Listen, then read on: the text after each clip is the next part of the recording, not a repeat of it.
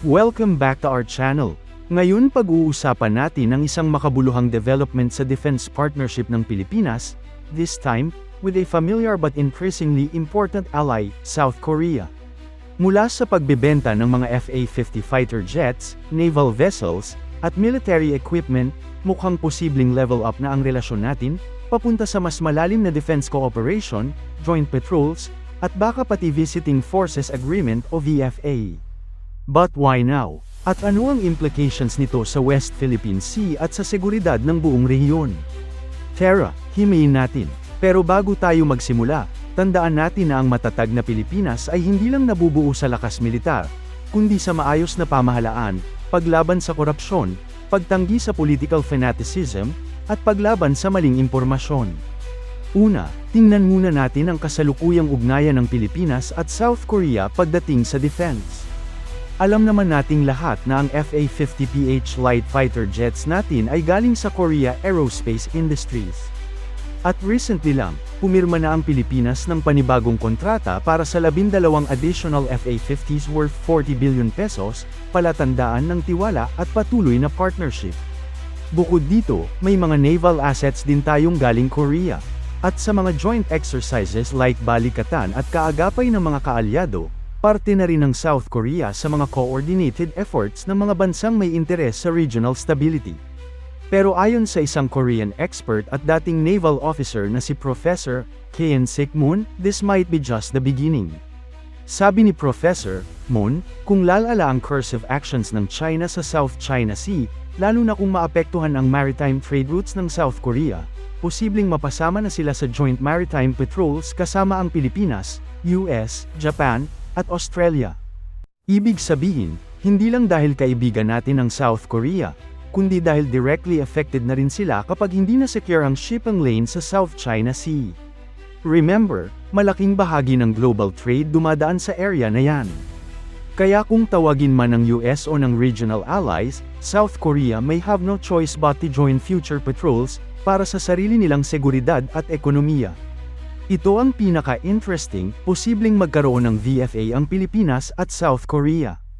Para sa mga hindi pamilyar, ang VFA ay isang kasunduan na nagbibigay daan sa foreign military forces na pumasok at mag-operate sa isa't isa's territories for exercises, training, at mutual defense.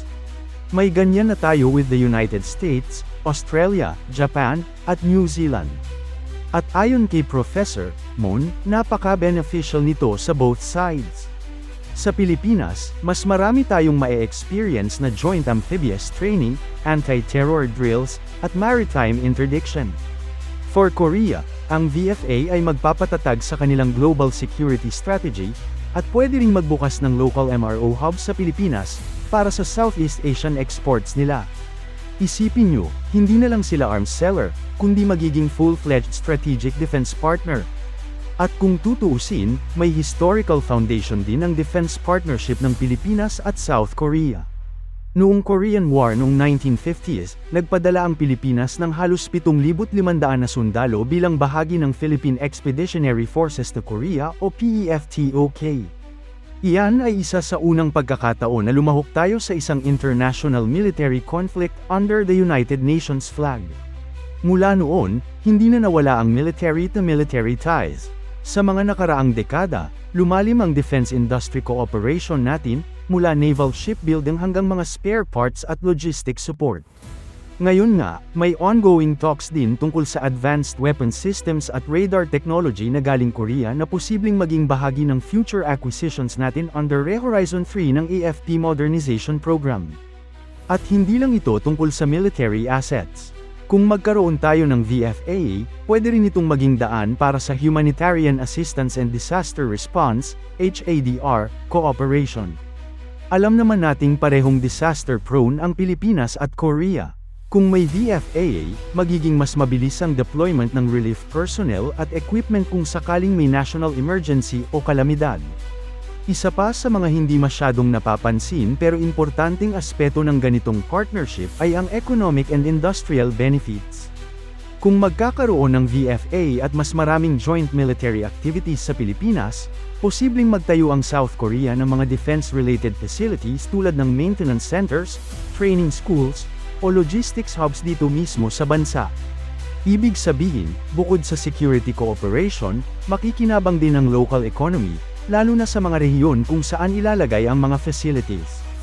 Magkakaroon ng trabaho, dagdag infrastructure, at posibleng tech transfer na makakatulong sa Self-Reliant Defense Posture, SRDP, program ng Pilipinas. So hindi lang ito laban sa banta ng China o North Korea, may practical, long-term benefits rin ito para sa ating ekonomiya at industriya. Ibig sabihin, ang mas malalim na defense relationship ay hindi lang pangyera, it's also about protecting lives and ensuring stability in times of peace. Hindi rin natin pwede baliwalain ang positibong reaksyon ni Defense Secretary Gilberto Teodoro Jr. Ayon sa kanya, open sila sa pag-usapan ng VFA after South Korea's elections. Nagpapahiwatig ito na may diplomatic green light pending negotiations. At tama naman ang punto niya, may interoperability na tayo with Korea, especially sa naval operations. At yung mga FA-50 natin, Korean-made yan, so sanay na ang mga tauhan natin sa paggamit at pag-maintain ng ganitong assets. Ang ibig sabihin, hindi ito out of the blue idea. May existing defense cooperation na tayo with South Korea, kailangan lang palalimin. Pareho tayong may threatening neighbors. Sa Pilipinas, halos buwan-buwan na lang may bagong harassment ang Chinese Coast Guard, ramang, water cannons, laser attacks, lahat yan documented. Sa South Korea naman, paulit-ulit ang nuclear threats mula North Korea.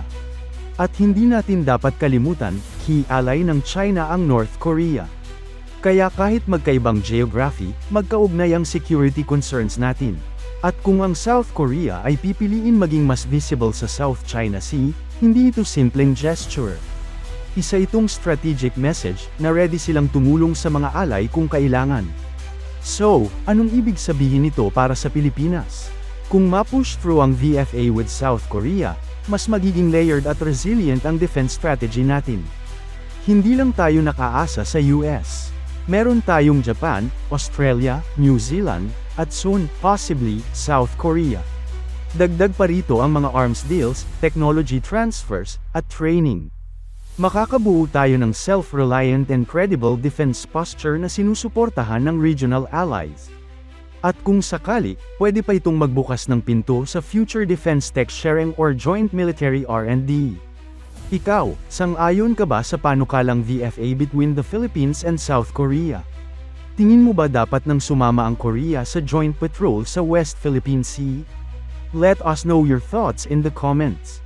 Huwag kalimutang mag-like, subscribe, at i-hit ang notification bell para lagi kang updated sa mga bagong defense at geopolitical content. Hanggang sa susunod, stay informed, stay empowered. Welcome